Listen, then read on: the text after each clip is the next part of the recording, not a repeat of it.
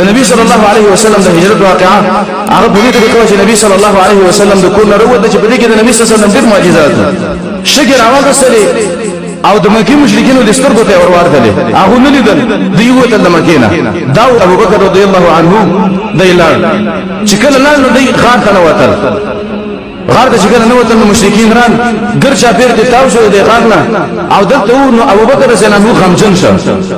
او خبو په دې باندې نبی صلی الله علیه وسلم ته ویل چې رسول الله کچیر ته ما ملکی نو زه یو قسمه په ما باندې دنیا ودانه ده نورانه ده خو یا رسول الله کته داخله قتل کې شهید کی نو امت به د خیر نه محروم شي او دای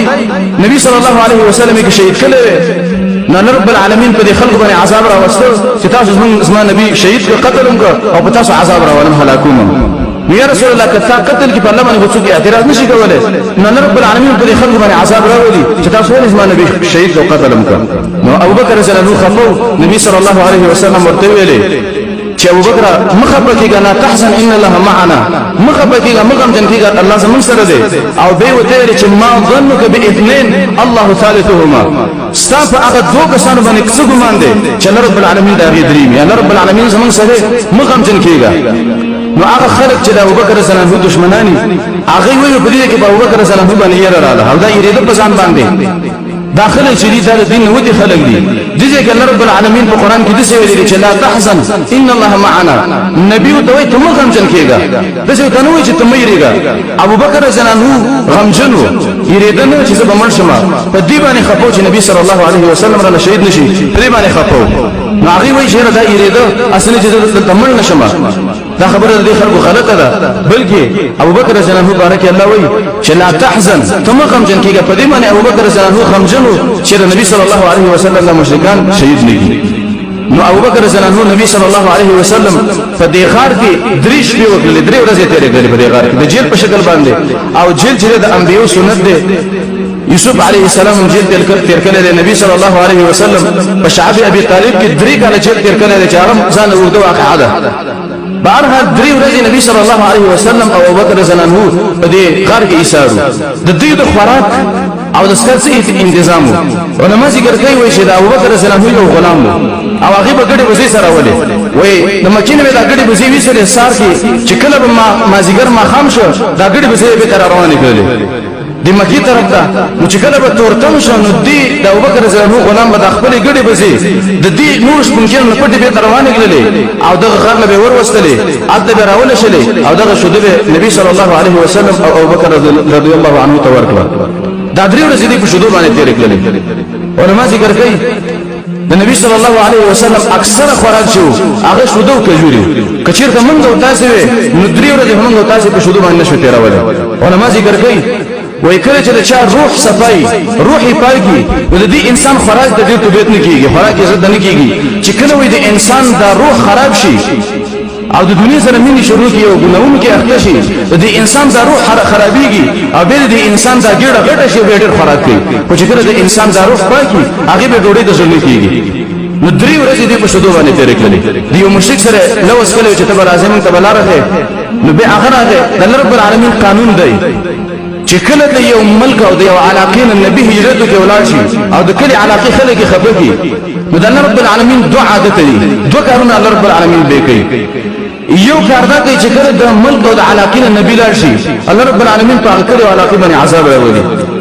لکه صالح علیه السلام چې کله د خپل کلی نه لاړ الله رب العالمین په کلی باندې عذاب راوسته دغه رنګي هود علیه السلام چې کله د خپل کلی نه لاړ په کلی باندې الله عذاب راوسته لوط علیه السلام چې کله د کلی نه وته الله رب العالمین په کلی باندې عذاب راوسته نو یو طریقه د الله دا چې نبی د کلی نه وځي الله رب العالمین په کلی باندې عذاب راوړي او دا کلی ولټه کوي داخله تبا کوي او دغه طریقه د رب العالمین دا کله چې یو نبی د کلی نه وځي نو الله رب العالمین دغه نبی ملګری پیدا کوي او دغه نبی دعوت غالب کوي او داخله الله رب العالمین ذلیل کوي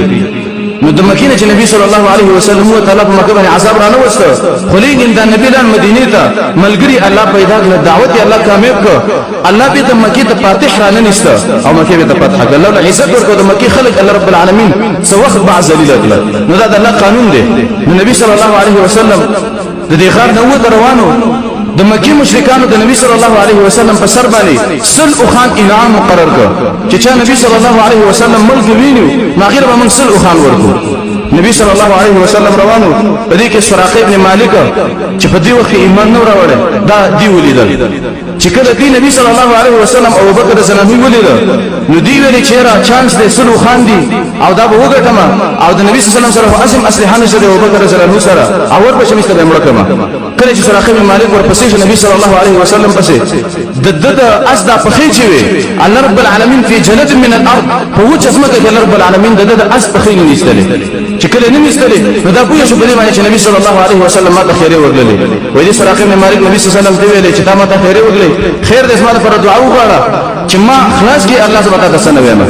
چې کله نبی صلی الله علیه وسلم دعا وغوښتله چې کله خلاص نو به د کوشش وکړو چې نبی صلی الله علیه وسلم عملو کې گزار پیو کې به نبی صلی الله علیه وسلم خیره ورغلې به د اس د بخې کوم نه پدې زمګه کې به لاړې نو د به ویل چې دعا وغواړه به نبی صلی الله علیه وسلم دعا وغوښتله خلاص دریم کړه دې به دا کار وکړ به ور روان شو نو دریم کړه دې به د اس د بخې الله رب العالمین په دې وجه زمګه کې ومنډلې نو دې اخر کې ویلې چې رسول الله صلی الله علیه وسلم نه وځه کدا به دعا له وغواړه او زه به تاسو هیڅ نه وایم تاسو سره ملو وځه دا کوم مشرکان چې روان دي تاسو پسې دم نه نزست نومه اخر تاسو لپاره دعا وغواړه نبی صلی الله علیه وسلم له دعا وغوښتله او د اسبخي الله رب العالمین به تر اخلاص کړلې او نبی صلی الله علیه وسلم ورته ویل چې سراقه دا مکه باندې رب العالمین به فتح کوي او د کسرا